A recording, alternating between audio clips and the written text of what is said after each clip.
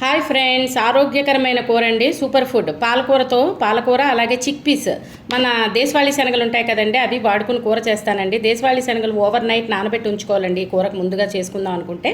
దాన్ని చూడండి, అలా కుక్కర్ పెట్టుకుని ఒక స్పూన్ ఆయిల్ వేసుకుని జింజర్ గార్లిక్ పేస్టు కొద్దిగా, ఎప్పుడు చెప్తున్నాను కదా, అందులో సాల్ట్ మెయిన్ ఏంటంటే జింజర్ గార్లిక్ పేస్ట్ మనం అయితే తొల్లకుండా ఉండడం కోసం. అలాగే పాలకూర శుభ్రం చేసుకున్నది ఫ్రెష్గా ఉన్నది చూడండి, అలా తీసుకుని ఒక హాఫ్ గ్లాస్ వాటర్ యాడ్ చేసుకోవాలండి. యాడ్ చేసుకుని టమాటాలు, ఉల్లిపాయలు సేమ్ అలా పెట్టేసుకుని మనం పేస్ట్లా తయారు చేస్తాం, అందుకని ముక్కలు అయితే అవసరం లేదు, అలా పాళంగా పెట్టేసుకోవచ్చండి. కుక్కర్లో ఇవన్నీ తొందరగా ఉడికిపోయే వస్తువులే కాబట్టి ఇంచుమించు 2 నుంచి 3 పూతలు వస్తే సరిపోతుంది. అలాగే కొంచెం మన ఆరోగ్యానికి మంచిది కొత్తిమీర, మంచి ఫ్లేవర్ ఇస్తుంది. అలాగే పచ్చిమిరపకాయలు 3, మనం తీసుకున్న క్వాంటిటీ బట్టి పచ్చిమిరపకాయలు కూడా యాడ్ చేసుకుని, చెప్పాను కదా 2 నుంచి 3 పూతలు రానిస్తే కనుక ఇవన్నీ చక్కగా కుక్ అయిపోతాయండి. కుక్కరు మూత చల్లారిన తర్వాత మనం టమాటాకి ఇలాగా తొక్క తీసేయాలండి. మనం వేసుకున్న టమాటాలు ఎన్ని అయితే అన్ని, అవన్నింటికి తొక్కలు తీసేసి మనం చూడండి, అలా మిక్సీ జార్లో ముందు ఉల్లిపాయ, టమాటా, పచ్చిమిరపకాయ ఆడేసుకుని అవి పక్కన పెట్టుకోవాలండి. ఆ పేస్ట్ని చూడండి, చక్కని పేస్ట్ లాగా చక్కగా గ్రైండ్ చేసుకున్న తర్వాత దాన్ని పక్కన పెట్టుకుని, అలాగే ఇందాకలా పాలకూర కూడా ఉడికించుకున్నాం కదండి, అది వేరేగా సెపరేట్గా చేసుకుంటే కనుక మనకి కూర కలర్ మారకుండా ఉంటుంది. చూడ్డానికి మనకి restaurant style, street style food లాగా ఉంటుంది. మన ఇంట్లోనే తయారు చేసుకోవచ్చు. చూడండి, అలాగే పాలకూర పేస్ట్ దేనికి అది పేస్టులు చేసుకుని ఉంచుకోవాలండి. ఇప్పుడు మళ్ళీ కుక్కర్ పెట్టుకుని మనం శనగలు నానబెట్టి ఉంచుకున్నాం కదండి, రాత్రి అంతా నానితే చాలా బాగుంటాయి ఈ శనగలు, అందుకని ఓవర్ నైట్ నానబెట్టుకుంటే మంచిది.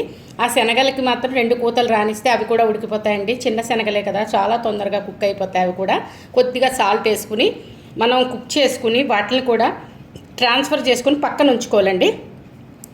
శనగలను కూడా, ఈ శనగల్ని మనం లైక్ కొద్దిగా తీసుకుని మామూలుగా కూడా తినచ్చండి. Like bone strength, muscle strength వస్తుంది. ఎన్నిసార్లు చెప్తున్నాను కదా, శనగలు ఎంత తీసుకుంటే అంత మంచిది.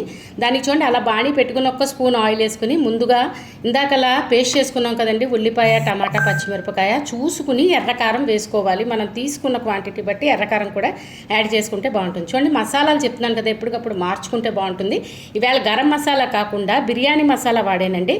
అవన్నీ ఒక్కసారి జస్ట్ ఆల్రెడీ అన్నీ కుక్ అయినవే కాబట్టి అంటే కలర్ మారుతుందండి ఖచ్చితంగా, కొద్దిగా ఆయిల్లో వేసి మనం వేయించితే కనుక. అందుకని కొద్దిగా కలర్ మారే వరకు దాన్ని చూడండి అలా వేయించుకోవాలండి. వేయించుకున్న తర్వాత మనం పాలకూర పేస్ట్ ఇందాక ఆడించుకున్నాం కదండి, అది కూడా కలిపేస్తే చూడండి, ఆ కలర్ అస్సలు మారదండి. ఇలా చేసుకుంటే మొత్తం అన్నీ కలిపి ఆడేస్తే మాత్రం టేస్ట్ మారుతుంది, అలాగే కలర్ కూడా ఖచ్చితంగా మారుతుందండి. చూడండి, కావాలంటే 2 విధాలుగా ట్రై చేయండి. ట్రై చేస్తే మనకి పాలకూర కలర్ మారకుండా రావాలంటే ఇలా ట్రై చేస్తే బాగుంటుంది.